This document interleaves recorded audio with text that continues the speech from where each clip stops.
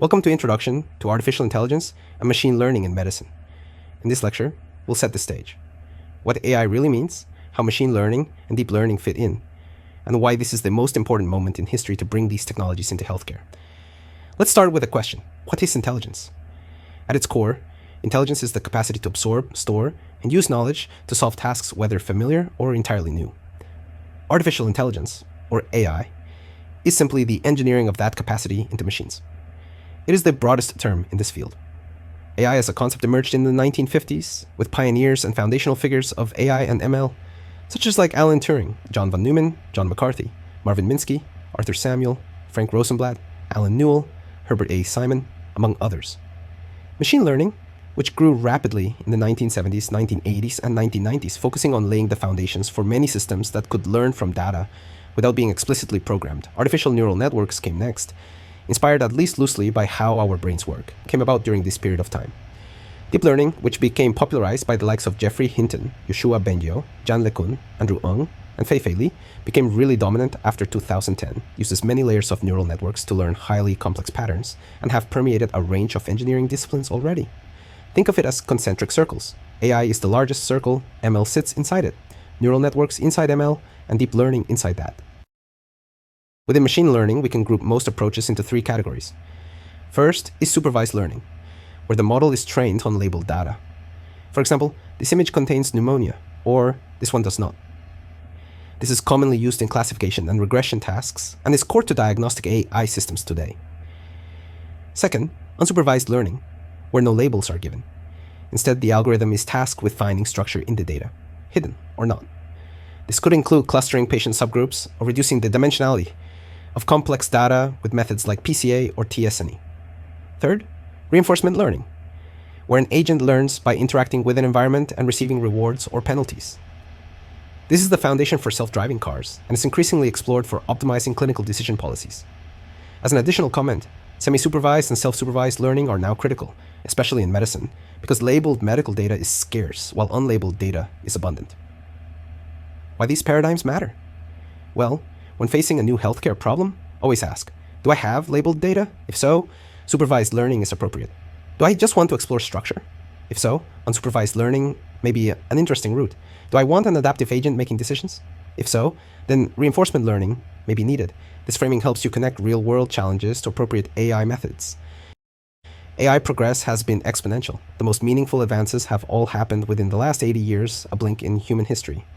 Since the 1950s, computing power, data availability, and algorithmic breakthroughs have grown hand in hand, accelerating discovery after discovery. Why is now the time for AI in medicine? Three forces converge. 1. Data. 2 decades of large curated datasets like ImageNet, PubMed, and massive medical imaging archives. 2. Hardware. GPUs and TPUs available at scale through cloud platforms like Google Colab, democratizing compute power worldwide. 3. Software and community. Open source frameworks like TensorFlow and PyTorch, plus global collaborations on GitHub and forums, make cutting-edge tools accessible to anyone. In 2012, ImageNet and GPUs combined to trigger the deep learning revolution. AlexNet cut error rates in half overnight and reshaped the entire field. Healthcare demand already exceeds supply, and the gap is growing. Even if every country maximized medical training, there would still not be enough clinicians. By 2026, more than 20% of healthcare needs will be unmet if we rely only on human labor. AI is not optional, it is essential. At the same time, healthcare AI represents enormous economic value.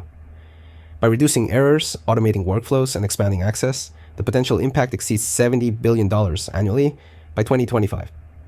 The scale of medical data is exploding. A single MRI scan today can exceed 4 gigabytes of raw images. CT scans easily reach tens of gigabytes. Hospitals generate petabytes of data annually. No team of radiologists can manually interpret this volume. AI becomes the only feasible partner. Health crises also scale exponentially. COVID-19 taught us that diseases can sweep across the world in weeks. When problems grow exponentially, our tools must also scale exponentially. AI is the only way to match the pace. Today, more than 1,000 AI-enabled devices have been cleared by the FDA.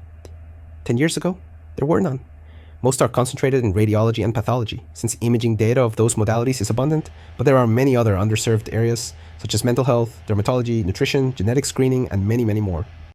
AI in dermatology is a classic gap. Despite dozens of consumer apps, not a single FDA-cleared diagnostic AI exists yet in this field. Artificial intelligence is already reshaping imaging diagnostics, telehealth and workflow optimization, nursing support systems, clinical trial recruitment, personalized medicine, drug discovery, including the first new antibiotic in 70 years discovered using AI. In fact, I consider it likely we may soon see an AI scientist co-author Nobel-winning medical research not too far in the future. Remember, AI is not typically built in isolation. Success requires deep understanding of stakeholders, patients, clinicians, administrators, and policymakers. ChatGPT was not created by engineers alone. It has succeeded because it combined technical brilliance with massive user feedback, and artificial intelligence in healthcare, particularly for global health, must follow the same path. Okay, here's how this course will run. Each week begins with a short 5-question quiz, then weekly hands-on coding in Python using Jupyter Notebooks on Google Colab. Lab 0 has already been posted, which is a warm-up example, not graded, to help you explore ML models interactively. We will utilize both PyTorch and TensorFlow, providing you with flexibility across frameworks. We are at the beginning of an extraordinary era. AI is becoming fundamental to healthcare. Thus, by mastering these tools, you won't just analyze data by the end of this course, you will be in course to help reshape the future of medicine. And I am so excited to walk this journey with you.